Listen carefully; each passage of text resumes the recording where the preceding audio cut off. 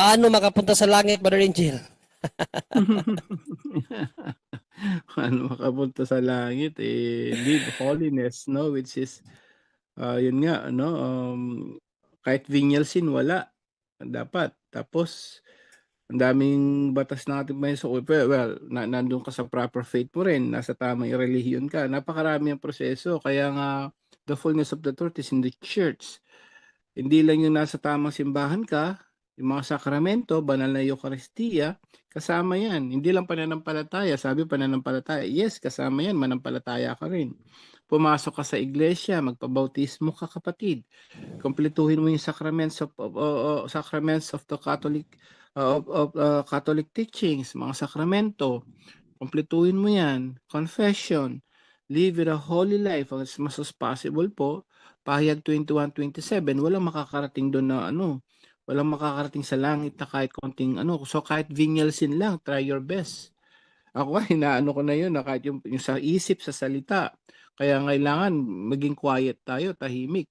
Kasi hanggat nagbubububo ka yung babig mo, ang dami kayang kasalanan tao. Sa bibig pa lang bagsak ka na bagsak ka na kung sa heaven ang gusto mo. Dahil 12:33, 36, 37 ng Mateo, huhusgan tayo ni Jesus sa salita din. Sa gawa, ganyan din. No, yung mga nag-aaway ka, mandaraya ka, yung kamay mo ginagamit mo sa pandaraya, ang dami niyan. Isip. Mag-isip ka pala ng kahalayan sa nangangalunya ka na. Mag-isip ka pala ng masama. Kaya paano tayo maliligtas? Paano tayo agad-agad maliligtas? Paano makarating sa langit? Mahirap bilang tao. Pero posible, yes, sa may gusto. Kaya yung mga santo natin, tinitingnan ko yung mga saint. Paano ba sila naging santo? They live a holy life, prayerful life lang. Yun lang, walang materialism, walang Sabi nga ni ngayon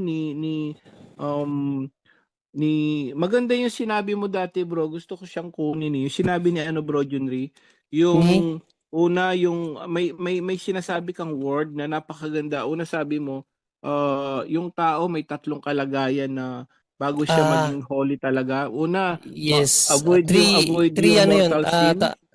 Yes, Oo, maganda yan na ko yan. Maganda yung pagkasabi nila diyan.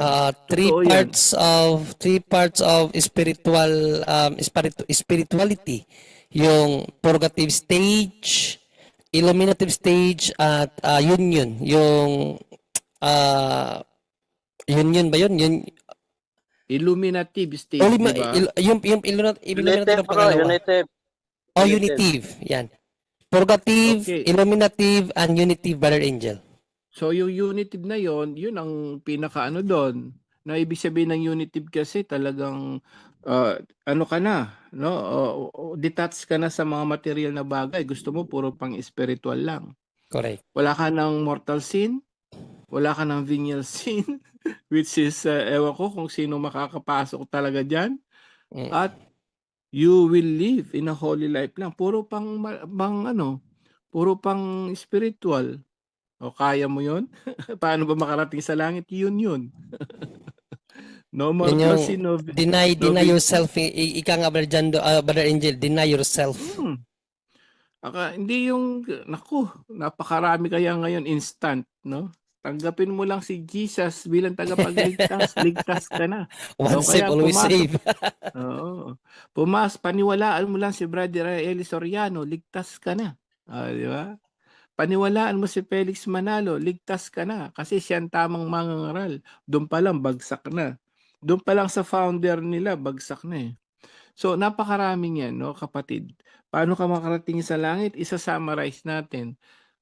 Una-una, dapat nasa tamang pananampalataya ka. Kapag nasa Roman Catholic Church ka, kaya nandyan lang yung mga santo eh. No? Tapos, mamuhay ka ng banal, santo. Dito pa lang, maging santo ka na. Paano? No mortal sin, no venial sin, at mamuhay po sa spiritual na bagay. Huwag na kayong mag-focus dun sa mga material kasi iiwanan mo yan. Focus kung paano maligtas ang kaluluwa natin. Kaya nga kapag yung mga 3 days darkness na yan, hindi mo nakatatakutan yan. Ready ka na eh. Kaya nga. Amen? Kahit Ready pa ka na bukas eh. pa So, mangyari yan. it Pag doesn't ready ka matter na. kung yes, it doesn't matter kung ano. Kaya nga every day, every night, lalo na every night, i-ano nyo po yun, idasal nyo rin yung act of contrition. Oh my God, I'm heartily sorry for having offended thee. I detest all my sins because of thy just punishment. Yung act of contrition. Tapos, I commend my spirit to you. Kung ano man mangyari, Lord, hindi man ako magising, inaali ko na espiritu ko sa iyo. Gabi-gabi, sinasabi ko po kay Lord yan. Kasi hindi mo alam eh, alam mo naman, no? Nobody knows kung buhay pa tayo bukas eh. Especially yung natutulog ka, maraming pwedeng mangyari. Sa mga hindi nga sila nagdadasal eh. Paano maliligtas yon? So, sa mga kapatid, sa mga nakikinig ngayon, pag nagdadasal kayo, after rosary, after yung final nyo, personal intention nyo, please pray na yung act of contrition lagi, at the same time, yung panghuli nyo, Lord, kung naman mangyari, hinahabilin ko na espiritu ko sa iyo. Kasi nobody knows kung ano mangyari kinabukasan. Yun po kapatid, no? Hindi siya ganun kadali, pero posible sa taong may gusto. Bro Junry?